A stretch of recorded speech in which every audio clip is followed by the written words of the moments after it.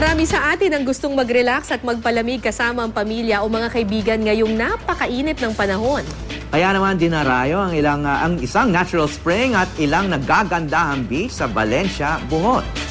Gayon din ang iba pang bakasyunan sa iba't ibang bahagi ng bansa. Narito ang report.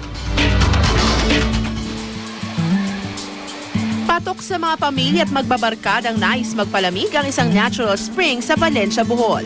Sa halagang 20 piso kada tao, buong araw ka nang pwedeng magbabad sa 2 pool doon. Nakakahalina rin sa mga bisita ang mini waterfalls. Bukod sa natural spring, maaari ding magtampisaw sa magagandang beach resort.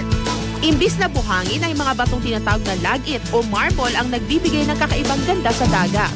Kung nature trip naman ang hanap nyo ngayong tag-init, perfect para sa inyo ang Cambugahay Falls sa Labi City Hall. Kakaibang itsura nito dahil meron itong sere ng sunod-sunod na maliliit na talon. Pagkatapos magtampisaw sa malamig at malinaw na tubig, pwede ring mag-forest trek sa paligid nito.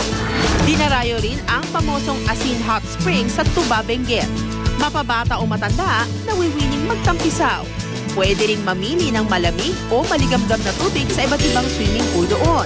Relaxing para sa marami ang tubig mula sa bukal. Yung sa sauna, di ba, mainit yun. Kaya nandito kami para ma-relax yung mga katawan. Lalo na kaming may mga edad, kailangan na ito. Since galing yung water sa hot spring, and then mix na rin kasi siya ng cold water, kaya lukewarm na po siya.